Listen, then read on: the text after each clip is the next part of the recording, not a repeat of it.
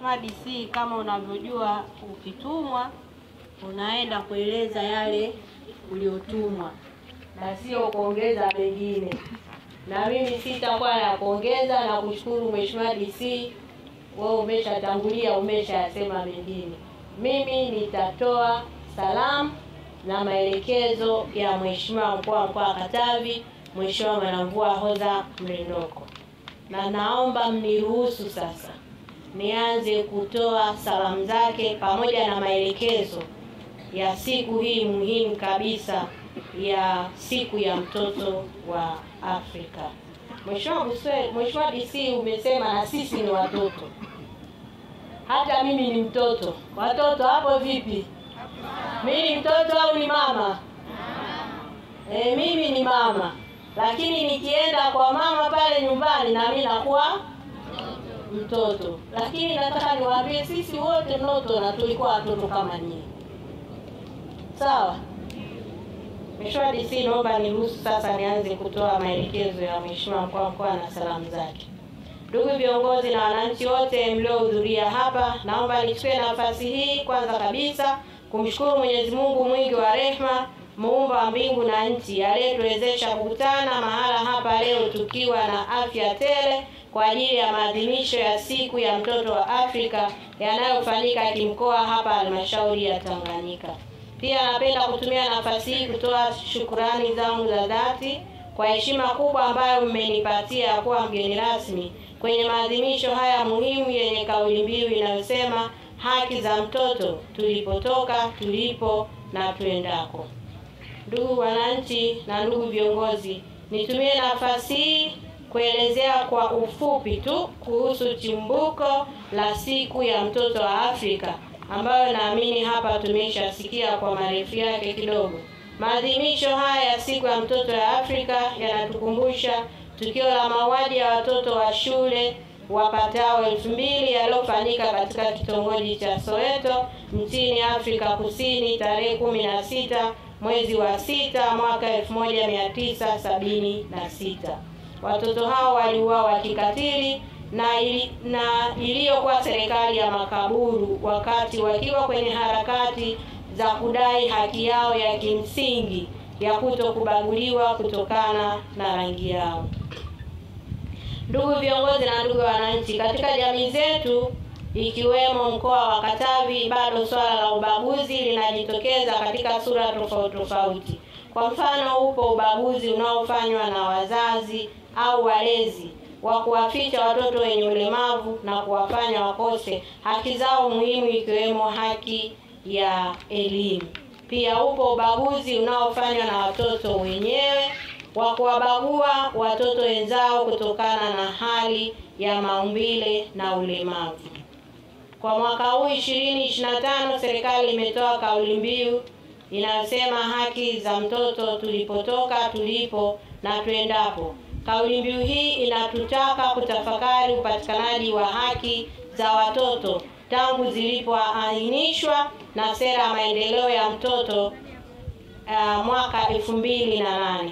Aidha, maadhimisho haya yanalenga kuwaelimisha na kuwakumbusha wazazi au walezi na watoa huduma wote wajibu wao katika kutekeleza haki 5 za msingi za watoto ambazo ni: ya kwanza, haki ya kuishi kwa mtoto bila kukatisha uhai wake; haki ya kuendelezwa kielimu, kiutamaduni na vipaji vya mtoto; haki ya kulindwa dhidi ya ukatili wa aina yoyote; haki ya kushiriki kutoa maoni katika masuala yanayomhusu mtoto kulingana na umri wake; na haki ya kutokubaguliwa kwa mtoto kutokana na hali yake. Aidha, maadhimisho hayo yanatoa fursa kwa nchi wanachama wa Umoja wa Afrika kujitathmini na kubainisha mafanikio na changamoto katika utoaji wa haki za watoto kuanzia ngazi ya familia, jamii na taifa kwa ujumla.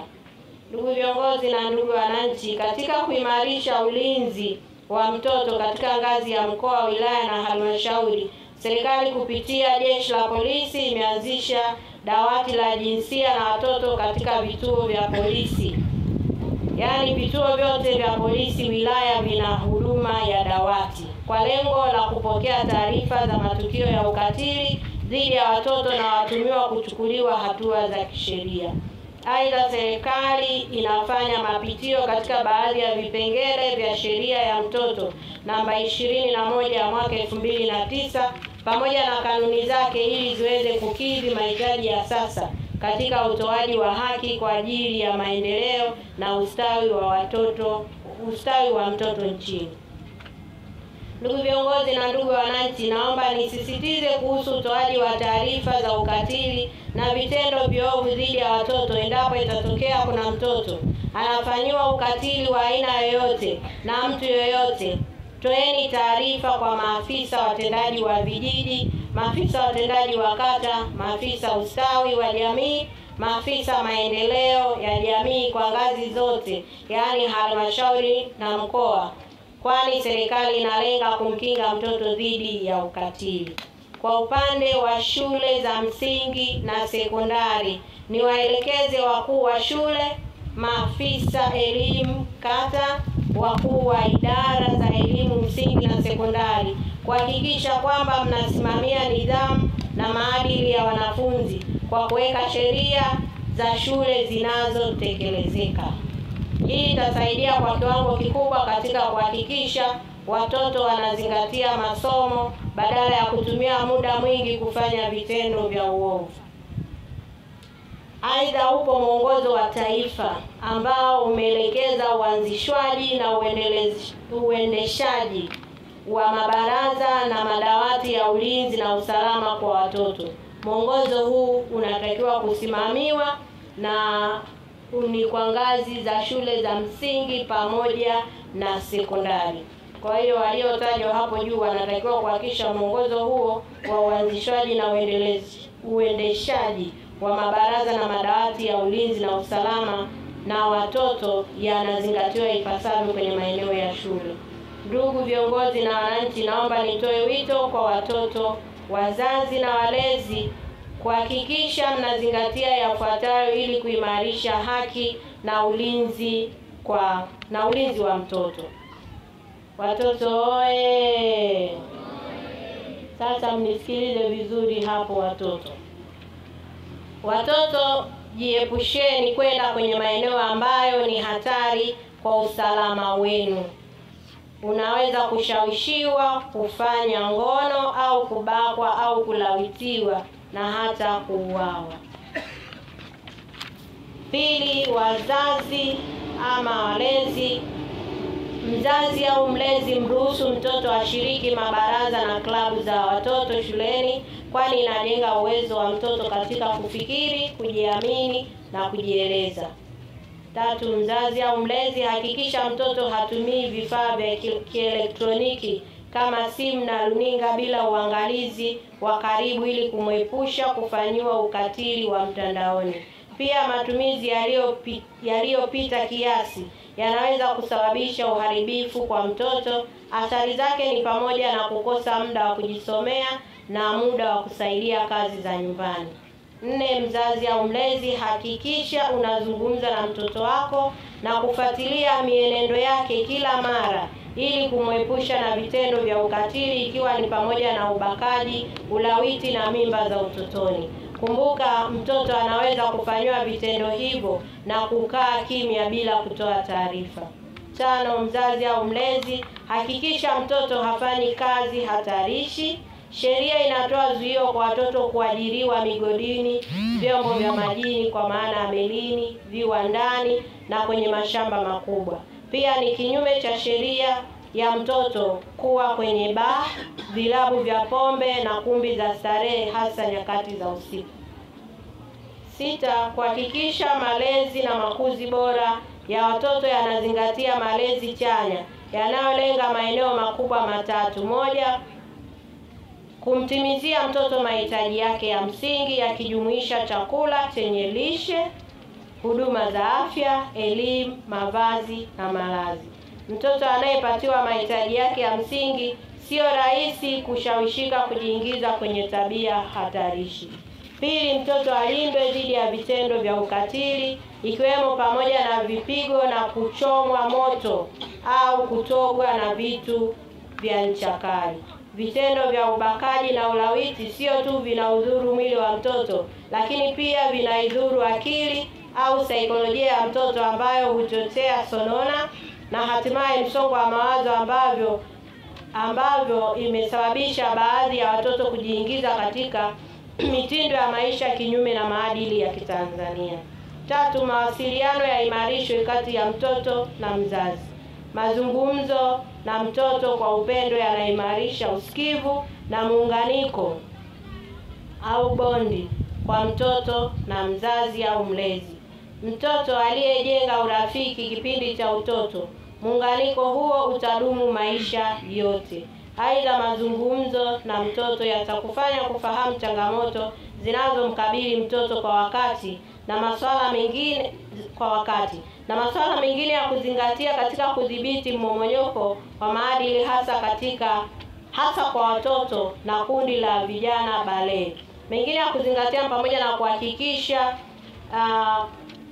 kwamba matumizi ya vifaa vya kielektroniki kama simu na runinga yanadhibitiwa kwa kuwa na usimamizi wa karibu. Pia udhibiti wa matumizi yaliyopitiliza, kwani yanaweza kusababisha uraibu au addiction kwa watoto. Wazazi au walezi kutenga muda wa kuzungumza na watoto ili kujiridhisha na mienendo yao, ikiwa ni pamoja na viashiria vya ukatili au mmomonyoko wa maadili. Mtoto hana tabia ya kutoa taarifa ya jambo lolote baya bila kuimarisha mahusiano. Wazazi na walezi na jamii kwa ujumla, liwe ni jukumu letu kuhakikisha watoto hawapatikani katika maeneo ambayo wanaweza kuiga tabia ambazo haziendani na umri wao, mfano katika kumbi za starehe na baa. Dhana ya mtoto wa mwenzio ni mtoto wako iendelee. Ni wajibu wa jamii kukemea na kudhibiti maudhui yasiyofaa, ikiwa ni pamoja na sinema na nyimbo zinazokwenda kinyume na maadili, ikiwa ni pamoja na kwenye mabasi na maeneo mengine, pamoja na kwenye vibanda umiza. Viongozi wa dini ni waombe mshiriki kikamilifu katika kuelimisha watoto, vijana na jamii kwa ujumla umuhimu wa maadili mema katika jamii. Kuimarisha taasisi za mafunzo kwa watoto wadogo kuanzia kwenye nyumba za ibada, ikijumuisha Sunday schools, madrasa, klabu na mabaraza ya watoto shuleni, ili pamoja na mambo mengine kuhimiza uadilifu, maadili mema na uzalendo wa taifa lao. Ndugu viongozi na ndugu wananchi, kama tunavyofahamu, mwaka huu 2025 ni mwaka wa uchaguzi mkuu kwa ajili ya uchaguzi wa Mheshimiwa Rais, waheshimiwa bunge na waheshimiwa madiwani. Hivyo niwaombe na niwasisitize kuwa hakikisheni mnashiriki kikamilifu katika uchaguzi huu ili kupata viongozi watakao wawakilisha katika nyanja tofauti kama nilivyoeleza hapo juu. Jambo la pili, mkoa wetu wa Katavi unatarajia kupokea mwenge wa uhuru tarehe 23 mwezi wa 9 2025, ambapo katika mkoa wetu mwenge utapokelewa katika wilaya ya Tanganyika na utakimbizwa katika halmashauri zetu zote 5. Ni wasihi mjitokeze kwa wingi katika kulaki na kuupokea kwa mbwembwe na shangwe nyingi mwenge wa uhuru wa mwaka 2025, sambamba na maeneo yote mwenge utakapopitia kwa ajili ya kutembelea uzinduzi na uwekaji mawe ya msingi kwenye miradi yetu. Ni imani yangu kuwa mtashiriki kikamilifu, hasa ikizingatia Tanganyika hapa ndio mnaopokea huu mwenge wa uhuru kimkoa. Ndugu viongozi na ndugu wananchi, kabla sijahitimisha, naomba niwashukuru wale watoto waliosoma risala, na yule mtoto wa kike, kuna yule mtoto wa kiume. Mheshimiwa DC, wale watoto wamesoma risala kwa umakini na weledi wa hali ya juu. Yule binti hakuna alikobabaika, hakuna alikoogopa, hakuna alikotetemeka. Kwa hiyo risala ile nawashukuru na kuwapongeza sana. Na hii ni dalili njema kwa hao watoto wawili, hasa yule wa kike. Nadhani pia hata kwa wadogo zao watakuwa wameona kwamba haya mambo yanawezekana. Kwa na washukuru sana, risala ile nimeipokea, tampelekea Mheshimiwa Mkuu wa Mkoa.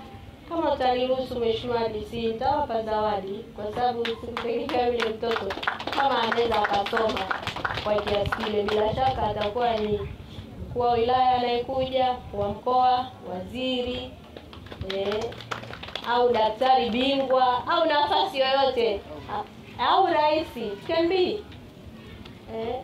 Kwa hiyo na watoto wengine na nyie mna ndoto zenu, mnaweza kuzifikia. Kwa hiyo nitawapa zawadi kidogo.